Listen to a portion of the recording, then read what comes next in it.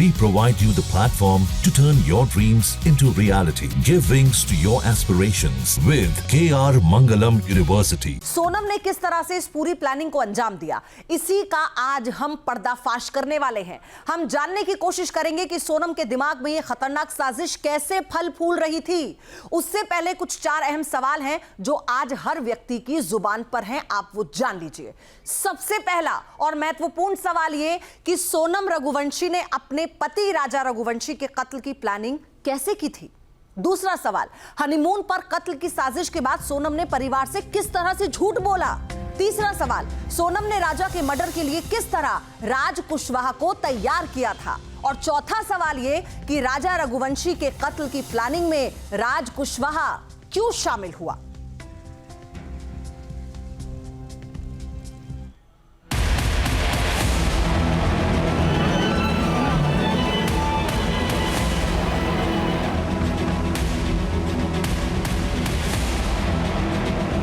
अपनी शादी की खुशी में खिलखिलाते राजा को इस बात का अंदाजा नहीं रहा होगा कि जिसे वो मंगलसूत्र पहनाने जा रहा है, जिस लड़की की मांग में वो सिंदूर भरने जा रहा है, उसने मंगलसूत्र पहनने से पहले ही उसके कत्ल की प्लानिंग कर ली है। एक पत्नी इतनी बेरहम कैसे हो सकती है? उसके दिमाग में इतनी नफरत कहां से आई होगी?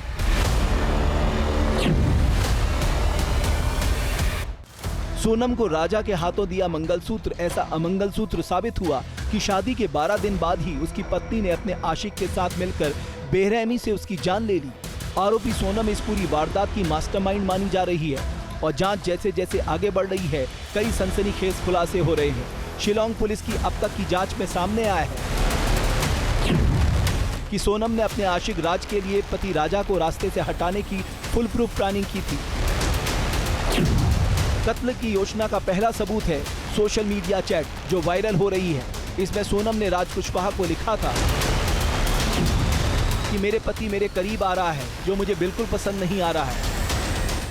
सोनम ने 1-2 बार फ़ोन पे जैसे राजा से बात करी थी तो राजा बोल रहा था मम्मी को मैं इसमें इंटरेस्ट नहीं ले रही है, उसके पास टाइम नहीं है तो मेरे को शादी नहीं करना। तो मैंने फिर सोनम से बोला कि तुमको इंटरेस्ट नहीं है क्या राजा में इंटरेस्ट नहीं है क्या, तुम राजा से बात नहीं करती हो मैं इनके फ़ोन पे। तो बोले मम्मी मैं काम में इतनी बिजी रहती हूँ, बोले मेरे को ऑफिस में इतना काम रहता है तो मेरे पास समय नहीं रहता है।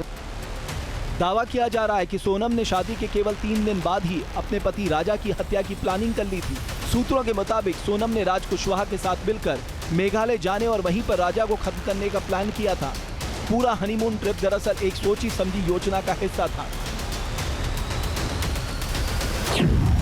इसी के तहत सोनम ने राजा को हनीमून के लिए शिलांग जाने के लिए मनाया और परिवार को बिना बताए शिलांग का 1 वे टिकट कराया।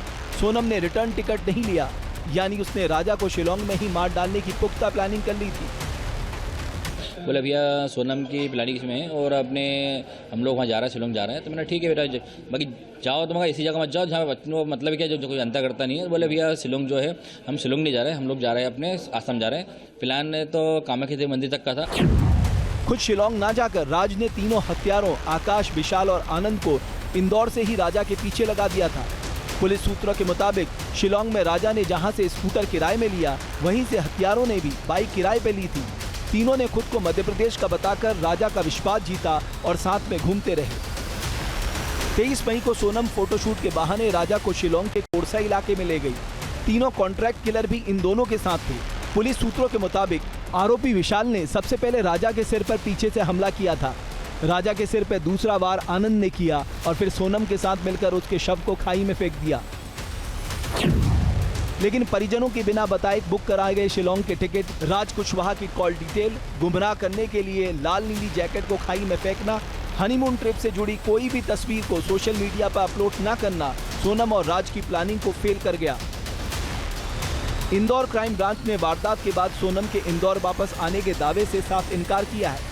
इंदौर पुलिस के मुताबिक आरोपियों ने हत्या की बात कबूल ली है। यह है कि इन्होंने ही हत्या की है। सोनम यहाँ आई थी क्या? कबूल कर लिया। ये घटना के बाद सोनम यहाँ आई थी क्या इंदौर? अब कहाँ ले जाएंगे?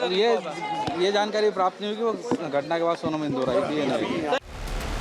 सोनम जानती थी कि राजा के मर्डर के बाद शक की सुई उसकी तरफ घूमेगी, इसलिए उसने पहले से ही प्लानिंग की थी। लेकिन कहते हैं ना, मुजरिम कितना भी शातिर हो, वो कोई ना कोई सबूत छोड़ जाता है। सोनम की तमाम शातिराना चाल पुलिस की जांच के आगे कमजोर पड़ गई और उसके छोड़े गए सबूतों ने उसे कानून के शिकंजे में लाकर खड़ा कर दिया। जहां भक्ति है हर शब्द में, कथाओं में छुपे हैं दिव्य रहस्य और ज्योतिष देता है जीवन को दिशा। धर्म से जुड़ी हर बातों को जानने के लिए हमारे चैनल स्तुति को सब्सक्राइब करें। चैनल पर जाने के लिए इस लिंक पर क्लिक करें।